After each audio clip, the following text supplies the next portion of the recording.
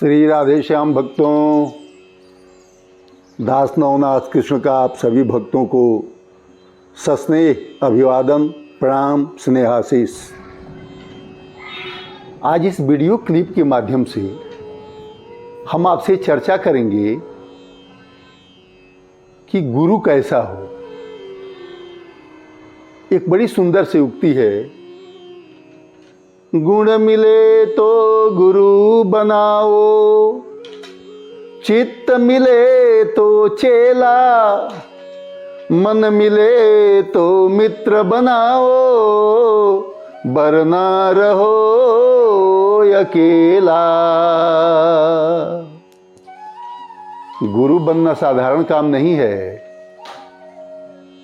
गुण मिले तो गुरु बनाओ, गुरु के गुणों को जानो।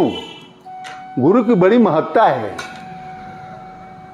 गुरु को भी चाहिए कि अपना चित्त मिले तब चेला बनावे। चंद स्वार्थ के लिए और थोड़े से रुपये पैसों के लिए किसी को चेला बनाना श्रेयस्कर नहीं है। और मन यदि मिलता है तो मित्र बनाओ, और यदि ये तीनों नहीं मिलते हैं तो बेहतर है कि अकेले रहो। हुआ एक बार यूं कि एक बार वल्लभ संप्रदाय के शिरोमणि आचार्य वल्लभाचार्य जी ब्रज की 84 कोस की यात्रा पर थे। मेरी बात को ध्यान से सुनिएगा। वल्लभाचार्य जी ब्रज के 84 कोस की यात्रा पर थे।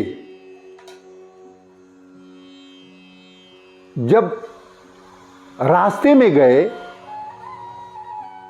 और गोवर्धन के गह्वर वन में पहुंचे तो देखते हैं कि एक मरा हुआ अजगर है और उसे असंख्य चिट्टियां काट काट के खा रहे हैं। मरा हुआ अजगर है। कहते हैं कि वल्लभाचार्य जी वहीं रुक गए। शिष्य बड़े चिंतित हुए। 200-400 शिष्य थे। कहे कि महाराज श्री क्या हुआ? तो कहे कि देखो, मैं यहां 100 पाठ भागवत जी का 100 मूल पाठ करूंगा और इस अजगर को मैं तरन तारा दूंगा। क्या बात महाराज जी? महाराज जी ने कहा कि यह अजगर पूर्व जन्म में एक बहुत धनी मनी संत था और शिष्यों से बहुत ऐंठ के रुपया पैसा इकट्ठा किया था। तपस्या उतनी थी नहीं, मरने पर वही संत अजगर बना है और जितने शिष्य उसे धन दिए थे वही शिष्य चिट्टी और चिट्टा बने हैं। इसीलिए इसको खा रहे हैं। इसलिए हम 108 भागवत जी का मूल पाठ करेंगे और इस संत का तरन तारा करेंगे।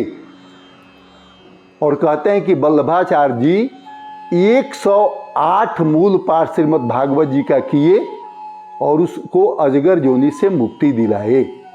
कहने का तात्पर्य यह कि गुरु यदि गुरु बनता है तो उस पर तपस्या का प्रभाव होना चाहिए। शिष्य यदि शिष्य बनता है तो उसमें दासत्व भाव होना चाहिए। मित्र यदि मित्र बनता है तो उसे सुख दुख का साथी होना चाहिए। यदि ये तीनों में कुछ नहीं तालमेल होता है तो बेहतर है कि अकेले रह के और भगवान की शरणागति होके भगवान का नाम लेकर के इस धराधाम से पार कर जाइए। श्री राधे श्याम।